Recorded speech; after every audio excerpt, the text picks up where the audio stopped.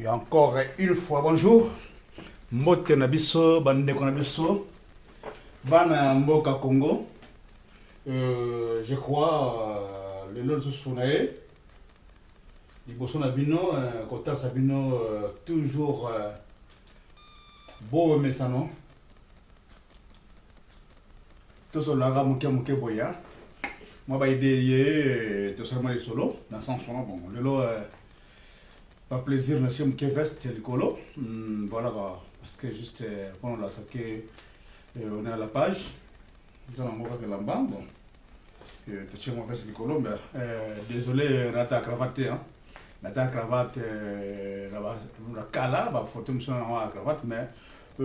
ça fait un bon moment, à faire, moi, 5 à 6 ans, j'ai tout jeté les cravates. Le cabane même pas na la poubelle vraiment. Là, je suis désolé. Na vraiment la poubelle. Parce que je sais pas, quand la cravate, vous allez l'assister, il y a un combo. Comme. Donc voilà quoi. Donc c'est ça. Na voilà, t'as besoin de là-bas, mais un jour, on va pas que non, voilà, il filme les vestes.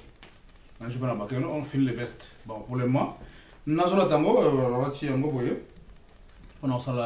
moi émission, moi vidéo, on a ensemble la bilan. Le lot vous allez plus précisément le 29 avril, lundi 29 avril 2019. Alors, bon, Zogi Moukenasima par rapport à on a sur internet, on a qui retour triomphal et président élu Martin Fayoulou. Le soirée des peuples, commandé des peuples. Et bon, c'est bien. Tout le monde va tourner dans la salle, ndega gina migila poto, pendenga zone Kinshasa.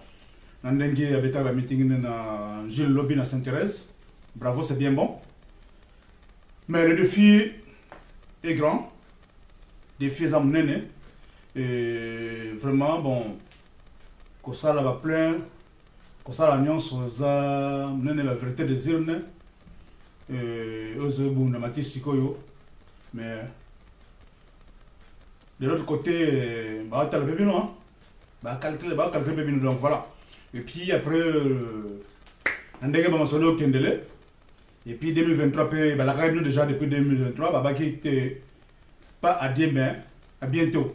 Donc voilà, donc qui dit que le message en question, il peut toujours ne pas comprendre l'élection en Bokana. Donc, va comprendre qu'il y a les bossons en 2006, va comprendre qu'il y a en 2011, et Moïse Katumbi a dit que pas donc il faut troisième penalty, mais Betami Pessalami n'est tout le monde là. Alors, défi à quatrième, Ezali, en 2023, et ce que j'ai dit 2023, vous le sachez bien que vous sombrez pas niveau là. Donc là, je vous dis, une personne normale, une personne, voilà quoi, je suis là. Tout le monde est là, va supporter tout le temps, les gars, tout le monde, alors, voilà, pour moi, je dis ça comme ça, bon, pas plein, meeting, va tourner, c'est bien bon. Mais par contre, vous sachez bien que là, voilà mon cas, et qu'on a besoin de s'en décider, hein. Parce que changement, ma cambo, le parlement, il va voter, il va le parlement. Et ça les blocs de bango et du coup ceux qui vont équiper le lobby sanitaire à Bimi et puis après ma campagne aller au salon sur les ans 80 et ne va le voir qui on a voté ce que le président a parti ensemble donc qui dit que bon mon aga gouvernement que la majorité va na gatuna parti politique soit les anango sur sali alliance c'est ça comme le komoko mais baza 50-50 donc FCC zoko qu'on domine toujours parce que ce qui va salir quelque part ce qui est bien solo mais ce qui est salir les cambouis salir front commun bien de ça la commerce mais au capital ndemoko et le to ça va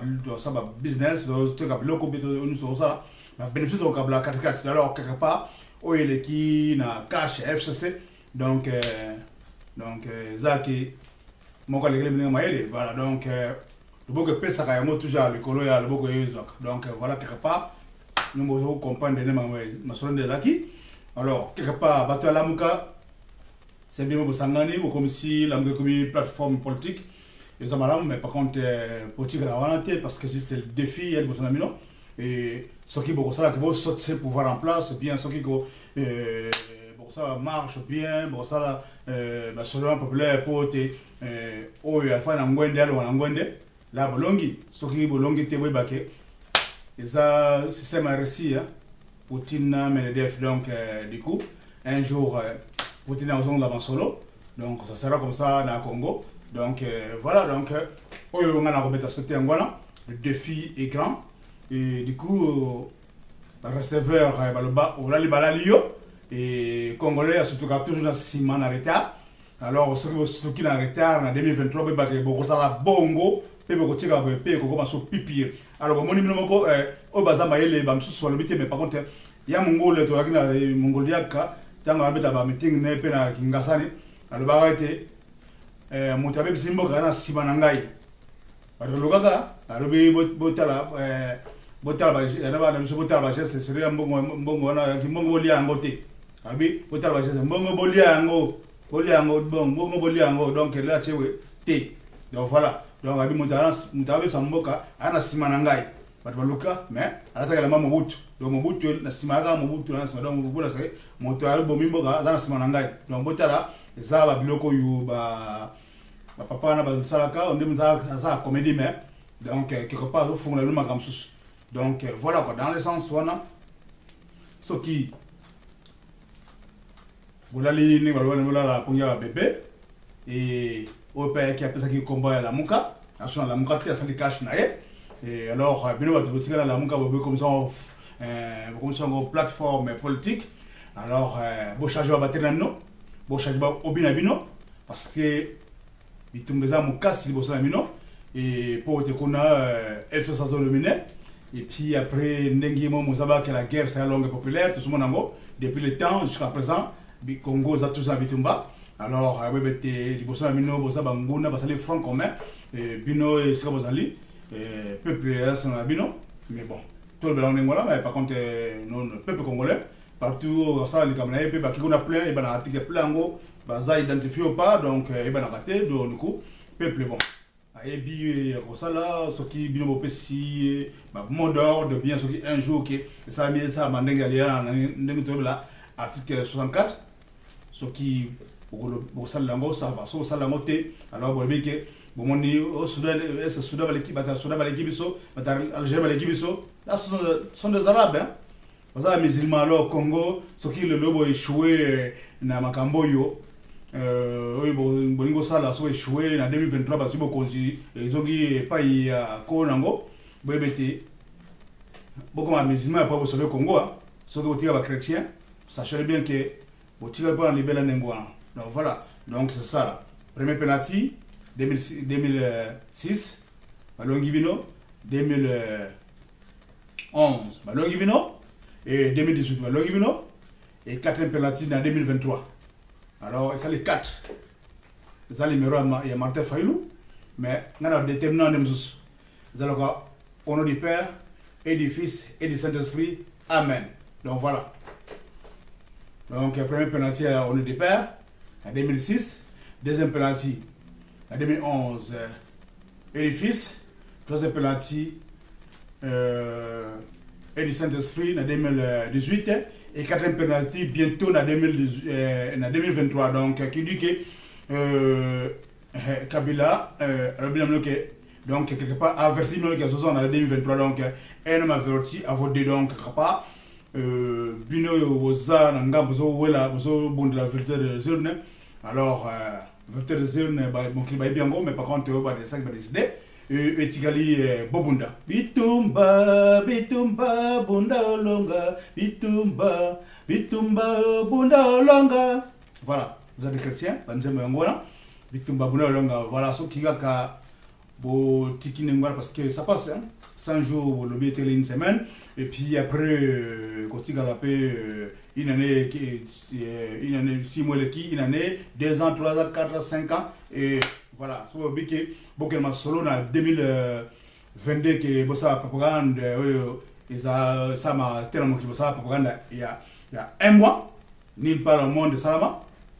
Voilà quoi, donc dans ce sens-là, et c'est en 2023 ça va propagande namino bébé bokolonga te parce que parlement et si bazo sala makambo ya minene kuna oyali que so ba changer constitution parce que so ba changer constitution ndenge ça ma toujours en Afrique ba ça ba changer constitution pona intérêt ya mokonzi mboka o constitution ezali lokola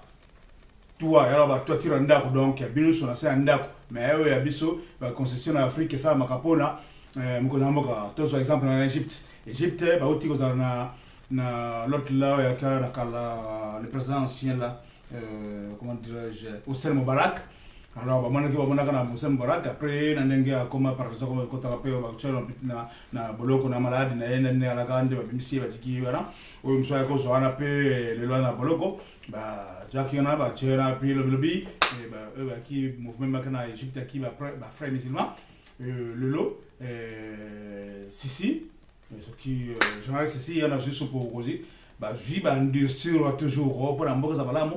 la songo sona ba petit soyo basaka na l'autre là qui na Hosni Moubarak changer constitution ba biki ba voter quand ça là en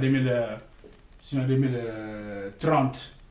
voilà donc du coup mon comme dictateur comme dictateur bino mo bosala biso mo to sala ba dictateur biso mo ko ba peuple bien biso mo ba tu vois na parlement bien ba voter bien ko ba comme ça mo to comme dictateur or ce qui m'a dit il y a 5 ans renouvelable une fois et quand même ba te voyez au champ constitution au boy voilà c'est dire parce que juste après je vais dire une chose encore wana zali makamana na tali lobby na arrivé à Martin Fayulu na Kinshasa des aéroports qui va Kenanjili, Wasali, mais le peuple là, alors, quelque part, ce qui était, le peuple là, a yembela yo, a comme ça yo, a abattu beaucoup, a que Martin Fayulu, il est président, il y a peuple, il est président élu, mais ce qui renverse ce système, ça serait bien que, tu vas les passer un jour, donc voilà, là, voilà, yo, et à te ko, mais par contre, espoir, n'a pas na yo, mais ce qu'on décevoir, va changer le côté. Alors voilà, peuple, alors les Congo montent. Donc si on a partout, à partir il y a midi, et qu'il y a 1, 2, 3, 4, c'est ça les tours, il y a 60 minutes, il y a 1 heure, 2 heures, 3 heures, il y a 12 heures, donc peuple, ça là, et puis il monte. Tout ça, tout en bloc. Vous voyez, il y en a un, il y a servi un, il y en a deux, il y a servi un, donc voilà. Donc du coup, le lot, il y a un bio, parce qu'il a eu yo, on peut savoir mode bien, au renverser pour voir en place, voilà. Au confondre rango ce qui était mikolo que nous le cas et ba été kuna pe ngambo basangani basa makasi et basa na nyonso sengeli et puis après voilà quoi lobby soit changer ba mibeko na kati ya constitution na kati ya parlement kuna sombre l'heure yangoyo l'heure est grave n'attendez pas le dernier moment après ça sera trop tard et 2023 approche à 2022 que bon pe ça bon côté ça élection rien ça la montée parce que juste Kabila à chaque maina mon côté à chaque pe le lemne na pocheté le baki en mala monté azo accueilli mais en 2022 zone la masona et donc voilà que na collaboration le comme sous le biki a commencé sénateur à vie il y a un poste à côté le monsieur un poste à côté no dans quand même avocat na place wana Kabila dans poste à cause la sénateur à vie voilà le peuple congolais. Vous me la montre bébé, il y a un poste à prendre un monde à fou voilà, soit disant comme un roi dans le Congo. Parce que RDC, République démocratique du Congo, mais moi au Maroc j'avais dit que le royaume dictatorial du Congo. Le lot qui Félix qui aux États-Unis avait fait déboulonner le système dictatorial. Alors voilà, tout le monde a pris en 2001 le royaume parce que j'étais pas Kofi, moi nous avons beaucoup compte. Il fallait les Angola pour faire un zoom bien au Sénat ou bien à président assemblée, l'Assemblée nationale, organiser l'élection dans 3 mois ou bien dans 6 mois pour organiser l'élection. Mais ça m'a été aussi, moto, au Tchèque, Sikana, à Sakana no Elenge, les lois Koli, à Komo Konsabino, faut être même voilà. À Kimwana, Elenge, moi n'est pas la bina, 29 ans de pouvoir, et les lois, à ce que Jérémy Batatam Bimba, pour commissaire autorité morale la bino. Mon travail politique et le lot a commis maître la bino, il y a commis personne morale. Ça, c'est au Congo, c'est mal. Ça, Congo. Je suis contre, je suis pas contre, je suis pas pour que voilà quoi, non, les réalités, voilà. Mais oui, bête, n'a pas que mokolo kabila zongi au PC chance en 2023 bébé que mbokana ba donc bébé déjà que ba parti politique lo monnaie lo IDPS c'est pas conduire déjà et puis amike ko ba bosi pa on sur mais puis après to tikali bala mokona le roi de un père nakala parti état père de FCC comme parti état ya ngoni ba oyo ba compagnie makamba sauter déjà ba kena ko kudie bla ko dona le roi ba papa molière ba kera ba ngamba pa bébé mikolo ko iya soki ba PP de comme parti bien FCC comme parti nek la mboka ba on va tikali wana ba membre ba dia ka mbongo ya mboka ya parti ba lia ba na gouvernement ba za wana mais biso nzuto la kaka ba peuple ba simple peuple alors le ba ki comme ça ko tara kata chalelo po o zo ka moi et loko na katwa soki te voilà quoi c'est ça là wana ya li vision na ngai ya li révélation na ngai donc quelque part tout monde na musika jona mbalobi tala ka musika mona musika voilà quoi soki te lobby na Congo za lobby bokoza bongo pe botika la boye voilà donc c'est ça là donc mes frères et sœurs bana sobia mboka Congo je suis votre frère na yewana ka ko fungola bino na ndengi makambile ka mboka to sa musika na mboka mais to sa vidéo to tinna ka to tal saka oyo a comprendre likamba bien ce monsieur a raison voilà quoi oya be mona ke na raison to be ka a petit par terre mais ba ke bale be ta la mabele bale be ta likolote parce que c'était pote na likolote pote na mabele wana place be ta bale ndemo la se ya nganga na be ta na cc boye mais par contre be ke ya bilo ka nene oyo na eza ndegi ba bilo mona ngona superficiel bo mona ke non voilà ça mais boye ba ke na c FCC cache côté on a passé ma sonne mususu voilà donc c'est ça là donc BBT Congo ça mutuka oyo et si frère descente donc du coup va sauter aucun de wapi donc il y a dans le bois donc quelque part voilà quoi donc bobo namboka so bo renverser pouvoir on c'est bien bon so renverser pouvoir BBT match zama tata zama kasi donc du coup ces gens là vont terminer ngwate et éviter ce qui un jour Félix a démissionné n'engi pour la l'homme sur peut-être ce qui comme la pause pouvoir on avec non là démissionné parce que les Kamango elles ont sangam la suite Kamango comme yangai donc voilà et ça kaka yo Martin Fayulu mutana katino bino bata la munga wana katwana bino sangani bo sali konsango verté des urnes ou bien bo bunda bo longa so longité BBT passe donc passe voilà peuple a retourné contre Bino et voilà quoi donc vraiment on a un ngwana na société de la Sigana na quartier Sigana et puis na bossa moi mon cœur bokolo bana moto azala sénateur à vie mais par contre bon moto ngwa lingi no za sénateur à vie alinga zonga na ngwana na ye ndengi la Caribino na ko par exemple moko Obama avant d'être président il était sénateur hein il était sénateur le monsieur voilà c'est pas dit qu'il faut avoir la président pour ma sénateur à vie Kimbuta comme sénateur voilà qui président non voilà au bas sénat on a kingo do ba sénateur est-ce que va le président non donc voilà donc va belé on sénateur belé va présenter donc quelque part Kabila a fortement raison ya Robert Zone ngata masona ye hier batu walbiki ana posa aux sénateur te ya linga a za likolo ya maintenir donc voilà posa ya ngwana guya que président Luliango guya président ya lingi pe za la wana et voilà quoi donc quelque part na bino la fokana ye pour na solo belaye voilà dans sens wana parce que juste ya boy bino bo comprendre tant tu habike na 2023 zonga que qui dit que na Sénat a que na été malama zanena kingagati ti kuno soki un jour soki ne bossa makama sona mino soki boko Félix ko makamte bo destituer Sénat na Sénat destituer et puis asui masona lola ya ko na mi balé na sens wana soki ba corps na bango voilà secret yangwana o etikali bande ngai to mona ni balasima na pesi mbote milimo ba tsa kabiso milimo ba kokonoso eza nambo wa Congo eza na peuple congolais nyonso eza moto nyonso tout azala dambo wa Congo parce que tout peuple doit vivre na Congo azala congolais parce que juste autosoma ba tonsi na kati ya ma Martin Fayulu ba unso wa congolais il y a des angolais nés qui ça bon voilà ba belé ba famille nationale vraiment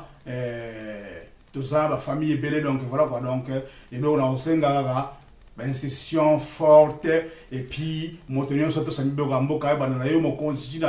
donc voilà comment modifier constitution pour na mon constitution mboka za raté wana France wa Macron bana ko ça fait 2 ans et demi ngoyo ngomona sima constitution voilà basimba concession te concession pona so mode de défense mo pona kotam samboka bo sali yango mais c'est tika la nengwana po libela mais bino abiso la mboka so concession